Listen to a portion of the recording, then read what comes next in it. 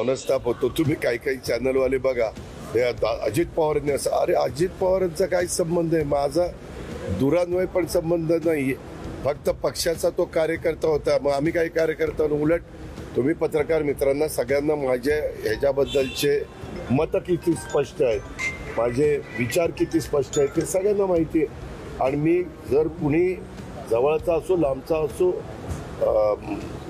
त्याचा विचार आपण करत नाही. कायदा सर्वश्रेष्ठ आहे, प्रत्येकाला सन्मानाने जगण्याचा अधिकार आहे. आणि त्याच्यामध्ये अशा प्रकारच्या लग्न झालेल्या ज्या मुली असतात त्यांच्या बाजूने तर अधिक आपण कडक कायदा केले. ही बाब गंभीर आहे, बरोबर आहे. काल तुम्ही म्हटलात की लग्नाला जाणं माझा काही दोष आहे. माळेगावच्या सभेत मात्र आपण जी भूमिका मांडली त्याच्यानंतर तिथं हास्य विनोद रंगला.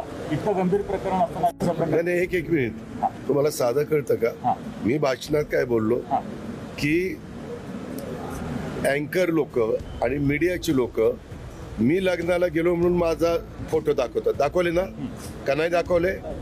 हा, माझा काही संबंध. मी तुमच्या घरातल्या लग्नाला आलो आणि फोटो काढला आणि काही वेगळं झालं तर त्यात माझा काय दोष आहे? मी तिथे लोकांना असं म्हणलं की बा असं जर माझ्यावर ॲलिगेशन येत असतील तर मी कुणाच्या लग्नाला जायचा प्रश्नच येणार नाही. मी लग्नाला नाही जाणार. मी लग्नाला नाही जाणार. त्याच्यानंतर समोरची लोक असली त्याला माझा काय दोष आहे? त्यानंतर आपण पण हसलात. एक मिनिट, असू द्या ना. मग दोष माझा नसताना तुम्ही मला का दोषी धरताय? दोष आहे का माझा? ज्यांच्या घरातल्या मुलीचं हे झालंय, कसपटेंच्या वडिलांना विचारलं की अजित पवार कशा विचारायचे आहेत आणि काय, आणि काल ते माझ्याशीच बोलले. तुम्हाला काय आहे, अजित पवारांच्या शिवाय उद्योग नाहीये. काही माझा कुठलाही संबंध नसताना.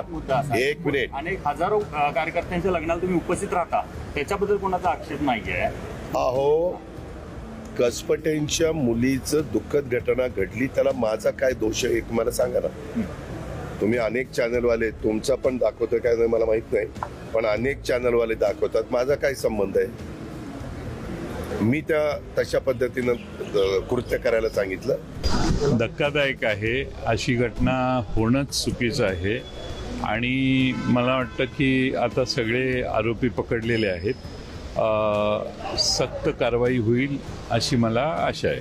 साहेब, हे आरोपी पकडले असले तरी ते तळेगावमध्येच 7 दिवस होते, बिर्याणी खात असलेला व्हिडिओ आहे तो समोर आलेला आहे. आपण गृहमंत्रीपद सांभाळलेलं आहे. पोलिसांचे फेल्युअर म्हणायचं का? त्याच भागात असून सुद्धा सापडत नव्हतं. थोडंसं पॉलिटिकल नेक्सस असल्यावर थोडासा डिले हा अपेक्षित करत जावा. आता तुम्ही पण त्याला काही इलाज नाही. काल माळेगावला एक कार्यक्रम झाला. त्या कार्यक्रमात अजितदादा माझा काही संबंध नाही असं सांगत असताना इथं हसले, समोरचे लोक सुद्धा हसले. एवढ्या गंभीर प्रकरणावर अशा प्रकारे उपमुख्यमंत्री अजितदादांनी हसावं हे बरोबर आहे वाटते का आपल्याला? मी पाहिलं नाही की नक्की एक्झॅक्टली त्याचा रेफरन्स टू कॉन्टेक्स्ट काय होता, त्याच्या आधी नंतर काय ते बोलले. पण शेवटी हेही लक्षात घेतलं पाहिजे की एखाद्या घरातली घटना घडली तर आता अनेक जण सगळ्याच राजकारण्यांच्या बरोबर संबंधित असतात. त्याच्या घरातल्या घटनेवर माझं कोणतं नियंत्रण नसतं. त्यांनी त्या व्यक्तीने त्याच्या सुनेला त्रास दिला, ती अगदी आत्महत्येपर्यंत किंवा तिचा मृत्यू झाला, ही घटना त्याच्या घरातली झालेली आहे.